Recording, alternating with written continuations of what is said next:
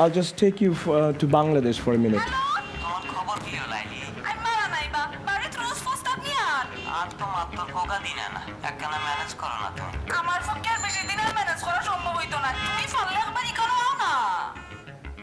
Fulfill their own private dreams of staying in touch with the near and dear ones. This is where the journey begins with one small step, a journey that today has reached 1 million destinations.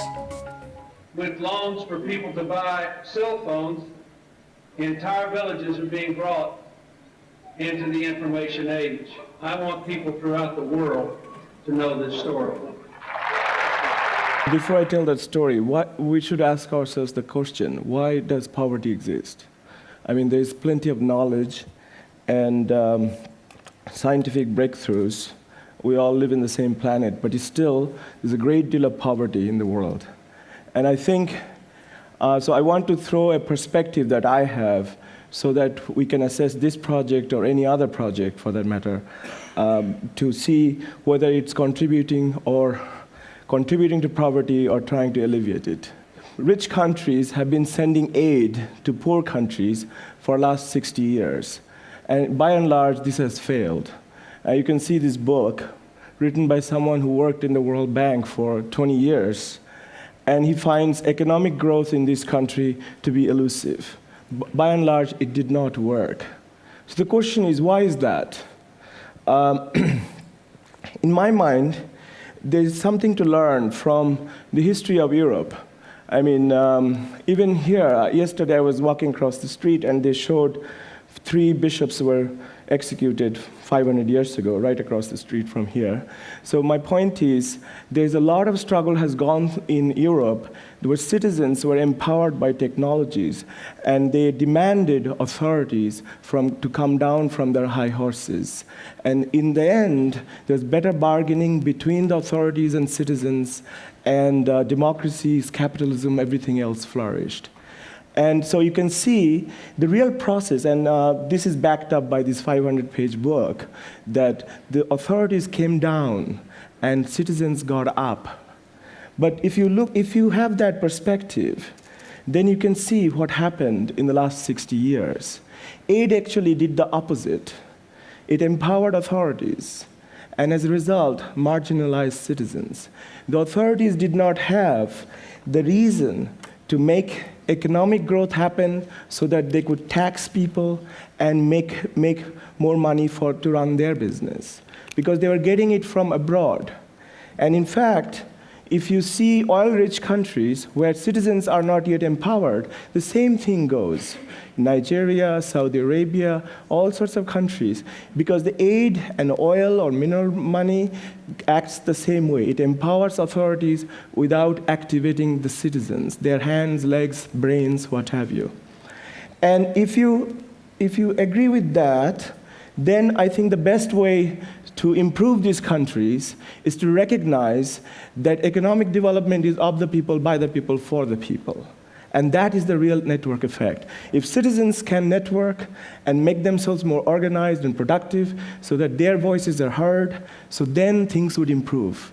And to contrast that, you can see the most important institution in the world, the World Bank, is an organization of the government, by the government, for the governments. Just see the contrast. And that is the perspective I have, and then I can start my story.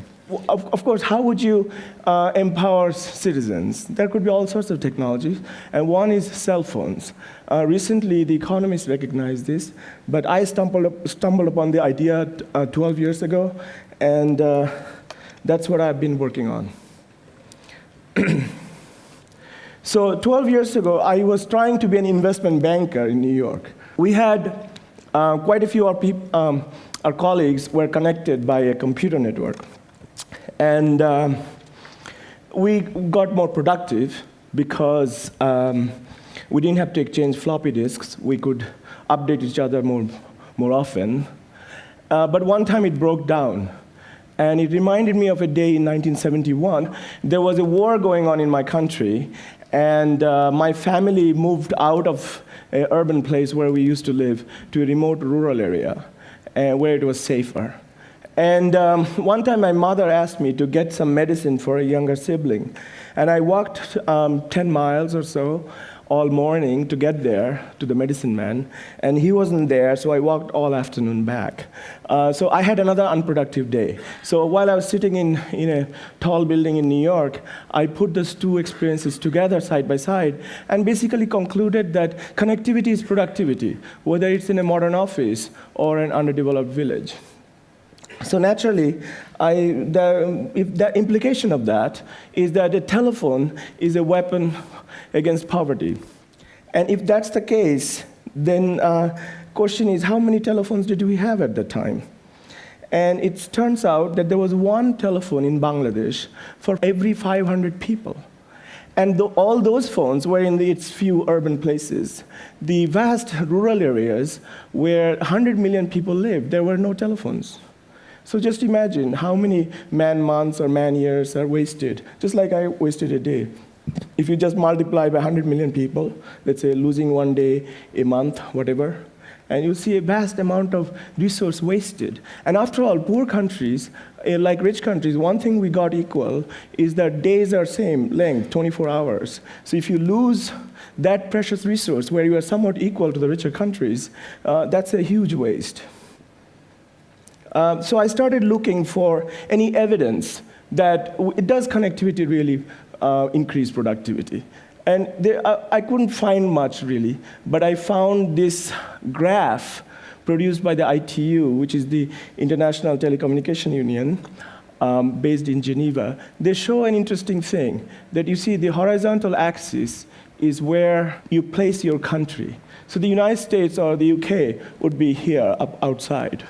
And so the impact of one new telephone, which is on the vertical axis, is very little. But if you come back to a poorer country, where the GNP per capita is, let's say, $500 or $300, then the impact is huge, $6,000 or $5,000. The question was, how much did it cost to install a new telephone in Bangladesh? It turns out $2,000. So if you spend $2,000, and let's say the telephone lasts 10 years, and it's $5,000 every year, so that's $50,000. So obviously, this was a gadget to have. And of course, if the cost of installing a telephone is going down because there's a digital revolution going on, then it would be even more dramatic. And I knew little economics by then. It says, Adam Smith taught us that specialization leads to productivity. But how would you specialize? Let's say I'm a fisherman and a farmer, and Chris is a fisherman and farmer. Both are generalists. So the point is that we could only way we could depend on each other if we can connect with each other. And if we are neighbors, I could just walk over to his house, but then we are limiting our economic sphere to something very small area. But in order to expand that, you need a river, or you need a highway, or you need telephone lines. But in any event, it's connectivity that leads to dependability, and that leads to specialization, that leads to productivity. So the question was, I started looking at this issue and going back and forth between Bangladesh and New York. There were a lot of reasons people told me why we don't have enough telephones. And one of them is the lacking buying power. Poor people apparently don't have the power to buy. But the point is, if it's a production tool, why do we have to worry about that? I mean, in America, people buy cars, and they put very little money down. They get a car, and they go to work. The work pays them a salary. The salary allows them to pay for the car over time. So the car pays for itself. So if telephone is a production tool, then we don't quite have to worry about the purchasing power. And of course, even if that's true, then what about initial buying power? So then the question is, why can't we have some kind of shared access? In the United States, we have, everybody needs a banking service, but very few of us are trying to buy a bank. So a bank tends to serve a whole community. So we could do that for telephones. And also people told me that we have a lot of important primary needs to meet, food, clothing, shelter, whatever. But again, it's very paternalistic. You should be raising income and let people decide what they want to do with their money. But the real problem is the lack of other infrastructures.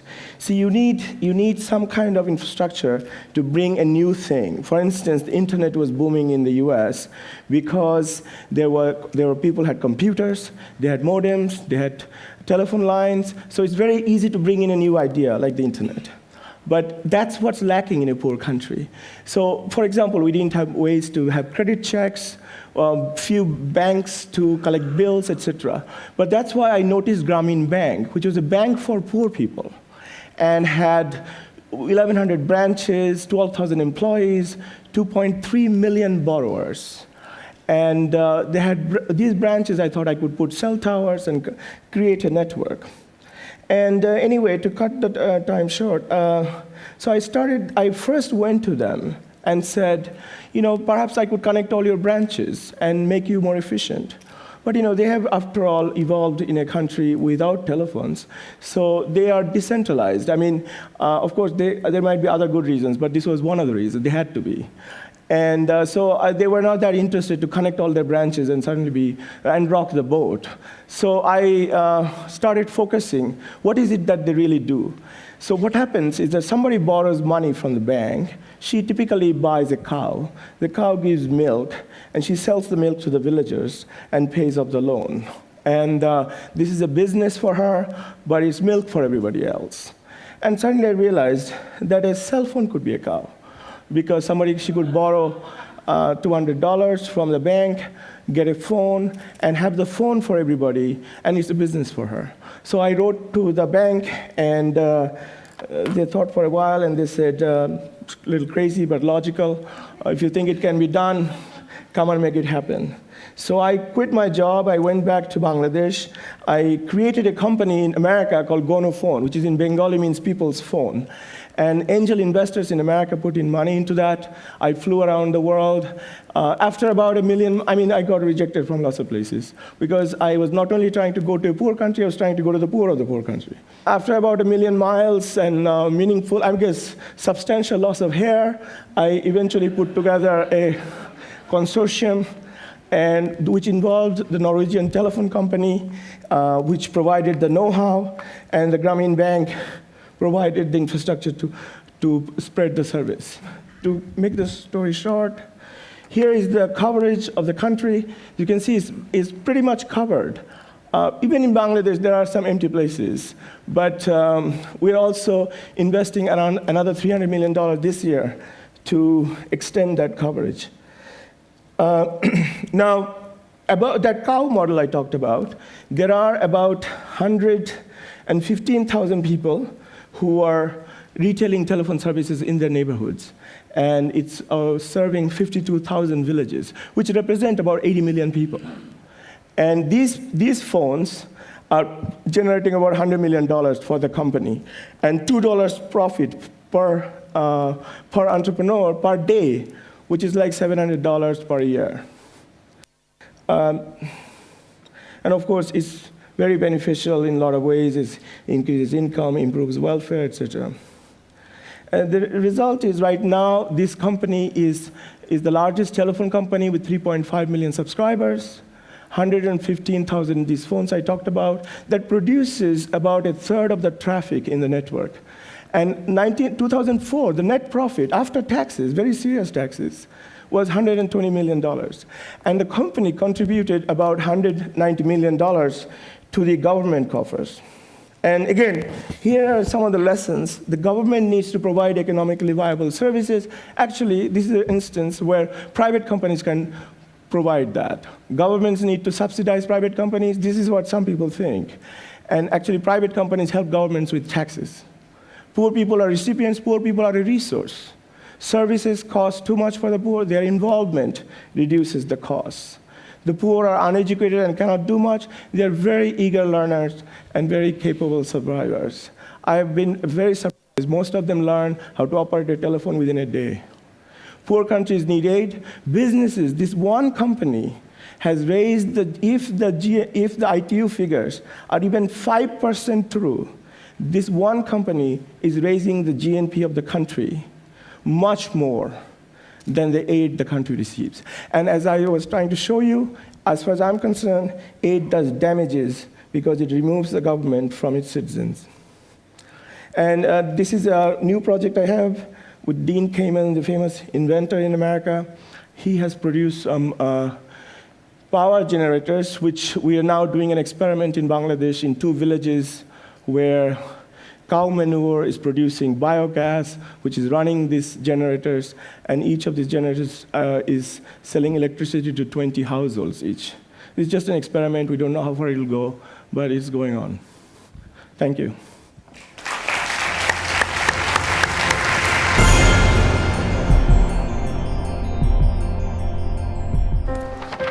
What if great ideas weren't cherished?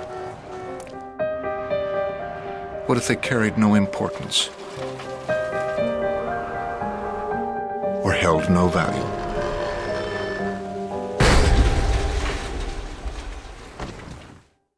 There is a place where artistic vision is protected, where inspired design ideas live on to become ultimate driving machines.